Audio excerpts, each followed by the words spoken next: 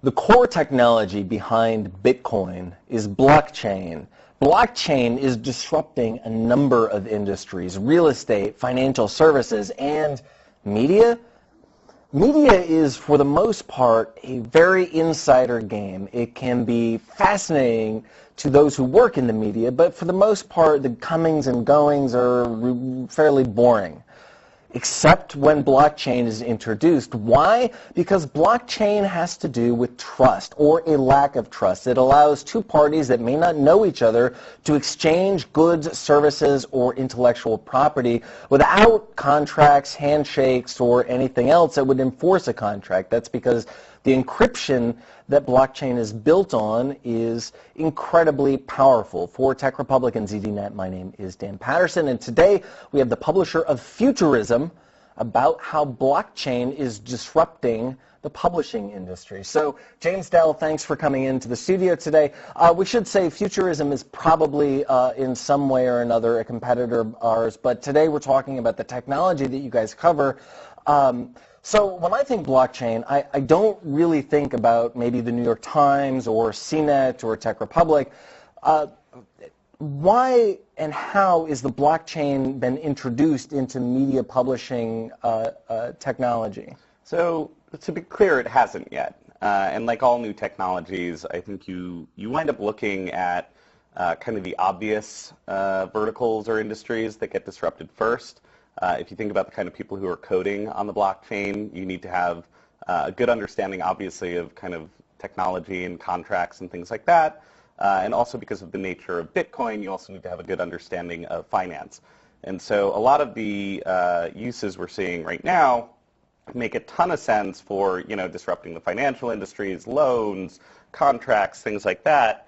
But as those uses become more solidified, you start seeing kind of ancillary fields start to get disrupted. In the same way the internet didn't disrupt publishing in 1990, it really disrupted publishing in the early 2000s. And so we're going to see something similar with blockchain. I think it's going to move a lot faster. It's not going to take us 10 years for blockchain to basically interrupt what's going on in publishing right now. Publishing is also an easy target because it's not working.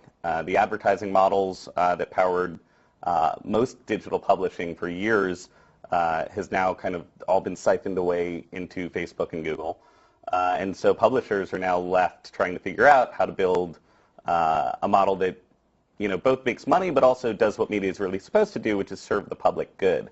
And when you look at what blockchain is good for, which is really trust and transparency above all else, and decentralization, so anyone can access it anywhere. It's actually uniquely suited to help with media ecosystems, both in making sure the information that we're publishing and sharing out there is truthful and being sourced appropriately and responsibly, and also coming up with new business models for how publishing can work. So micropayments have been a boon for the publishing industry for years. You could either subscribe to something and pay, a pretty hefty, $10, $20 a month, or you were kind of, forced to give it away for free because of the technology behind the blockchain. Saying you're going to pay a fraction of a penny to view this article becomes much easier. And I think, like I said, no one is truly doing this yet, but all signs point to media being kind of the next town in the way of being disrupted by the blockchain revolution. So when we think about blockchain, it's kind of an abstract idea. One of the easiest metaphors is to say, well, this, or similes, is to say this is like a checkbook where everybody has access. It's an open ledger where everyone has access to what the credits and debits are and the metadata around the dates and times that certain transactions occurred. And because everyone has access to this, you can kind of build models on top of, all right, so X and Y came in at 347 and went out at 415 or whatever. I can imagine this with a publisher saying maybe the veracity of a story, it was published at this time, we can lock that into the blockchain and say this is guaranteed to have been accurate at this day or time. But do you have any other examples of how media and publishing might use the blockchain? Yeah, I mean, another great example would be, the verification of fact or truth, right? So, especially right now where we look around and, fake news is kind of the term du jour, there's a lot of kind of distrust in what am I reading or viewing? Is this something that I should trust? The idea behind using a blockchain media application to try to kind of solidify trust is an interesting kind of thought exercise where if you believe that, similar to Wikipedia, the crowd can determine whether something is trustworthy or untrustworthy based on their own experiences, their own knowledge, their own sources, you could publish something and say, we heard this rumor XYZ. We have a general, maybe 10% confidence in this rumor based on who we heard it from, where we heard it from. We might not be able to even tell you, in order to protect the sources, whether or not that thing is true, right? So if you were to publish that on the blockchain and kind of use a crowdsourcing angle, you can have people who have their own trust ratings, could go in and say, I actually believe that is, spot on. I have my own sources that confirm this.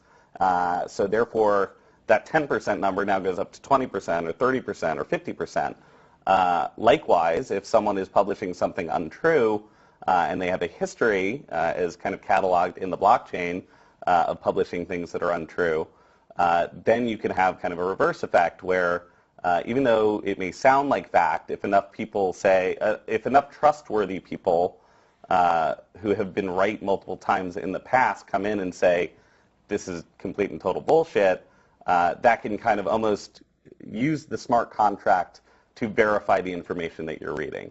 So that's just one example. But like I said, micropayments are another one where the value of an article might not be able, you might not want to enter your credit card number every time you want to read an article, but if you were to have an account on one of these theoretical blockchain media companies, you can kind of distribute money to the articles you read. Very similar to what Medium is doing, though Medium is kind of doing it in a closed-off, black box environment.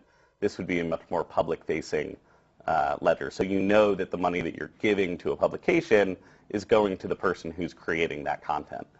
We have the Bitcoin blockchain, we have the Ethereum blockchain, and there are tens, hundreds, or thousands of smaller chains out there.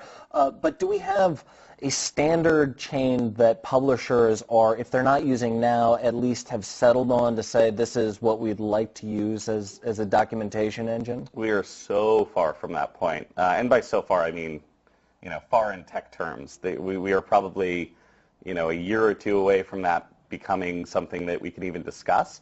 I think a lot of publishers right now are just beginning to even hear what blockchain is. I think back to January of this year when I first started having conversations about Ether, and I really didn't know much about it other than it was another blockchain. To think that now a year later, almost a year later, less than a year later, Bitcoin is now over $10,000, Ether is over 400, coming up on 500. I think a lot of organizations are starting to look to this to figure out how it can help bolster their business. But we are far, far away from there being kind of a winner in this battle. And I assume it will take, like all of the things on the blockchain, the market will determine the winner. So there may be, a dozen companies that come out with their own solutions for this problem. And, one might win, two might win, there might be a merging. It's really too early to tell, but it's almost certain that this is going to happen. So the market could pick some winners, but I wonder if I could question or push back on the assertion that they're almost certainly going to happen. The market could determine losers, and the blockchain could end up being very good in financial services, very bad for media, or just kind of so-so for real estate or other industries. What are the stakes here? What is the potential risk if publishers dive into this?